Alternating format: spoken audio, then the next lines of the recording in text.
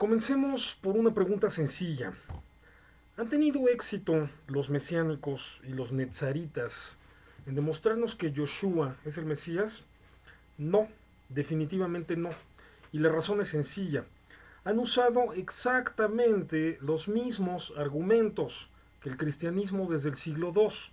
Y si con esos argumentos el cristianismo no ha logrado convencernos de que Yoshua es el Mesías, durante más de 18 siglos es obvio que mesiánicos y netzaritas tampoco.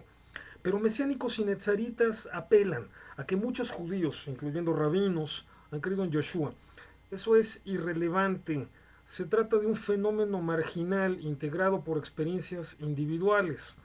En ese caso, yo también podría mencionar que una gran cantidad de mesiánicos y netzaritas, feligreses y rabinos, e incluso pastores, sacerdotes y monjes, han dejado de creer en Yoshua para convertirse al verdadero judaísmo. El fenómeno de la conversión está presente en todas las religiones, y la gente va y viene desde y hacia cualquier credo. Por ello, este tipo de argumento resulta irrelevante ante el hecho contundente de que como religión y cultura, el judaísmo nunca aceptó a Yoshua como Mesías.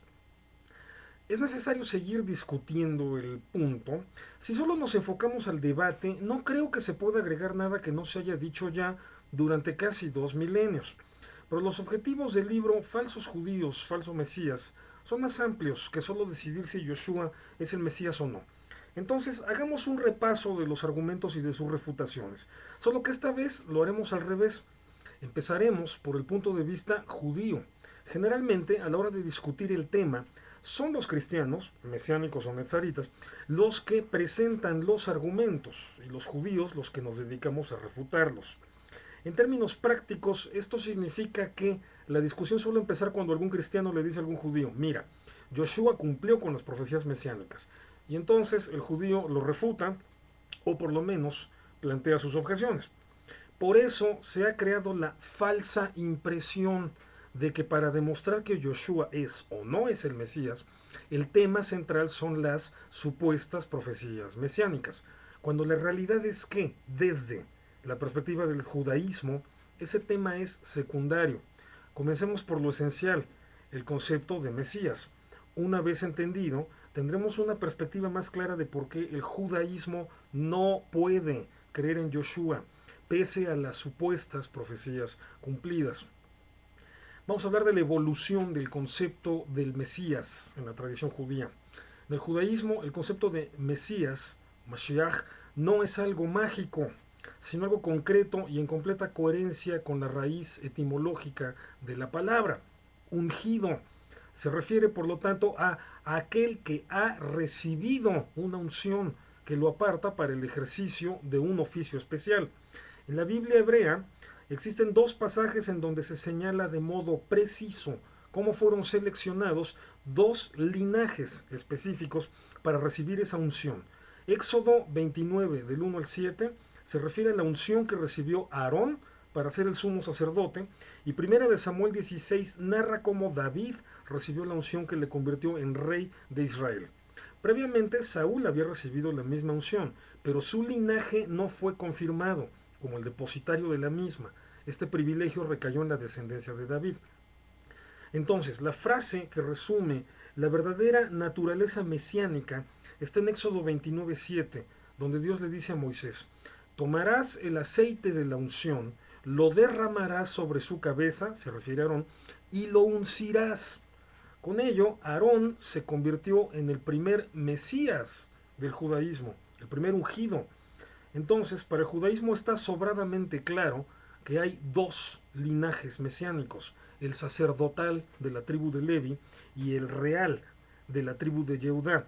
Todos aquellos que ostentaron el cargo de sumo sacerdote y todos aquellos descendientes del rey David que gobernaron al pueblo judío fueron Mesías, porque para ejercer su cargo tuvieron que recibir la unción conforme a lo establecido por la Biblia. Una vez entendido este concepto simple, Yoshua queda descartado de manera definitiva como Mesías, porque nunca recibió unción alguna y nunca ejerció como rey o sumo sacerdote de Israel. En el mejor de los casos, Si acaso fue del linaje de David, como lo dicen los evangelios, pudo llegar a ser reconocido como un candidato a ser Mesías, pero no Mesías como tal. Ese rango solo lo puede tener alguien que ya ha recibido la unción. Naturalmente el cristianismo no acepta este argumento, porque en breve es esto: no se nace siendo Mesías, se es Mesías, se es ungido solo hasta que se recibe la unción. La perspectiva cristiana de Mesías es radicalmente diferente. El Redentor elegido para garantizar la salvación de la humanidad. Eh, por lo tanto, la identidad del Mesías no depende de una unción física, según el cristianismo, porque el Mesías es Mesías por naturaleza propia en un nivel sobrehumano e irrepetible. La idea es que ha sido elegido por Dios para un oficio especial y eso equivale o sustituye a la unción. Pero que hay un punto débil en la perspectiva cristiana. Nada de eso tiene relación directa con el significado literal de Mesías, ungido. En ese caso, deberíamos llamarlo el elegido, no el ungido. En consecuencia, nada de eso tiene verdadero sustento bíblico. No existe un solo pasaje en la Biblia hebrea que defina al Mesías en esos términos. En cambio, hay dos pasajes muy claros que definen al Mesías en los términos que el judaísmo siempre ha sostenido: Éxodo 29 y Primera de Samuel 16.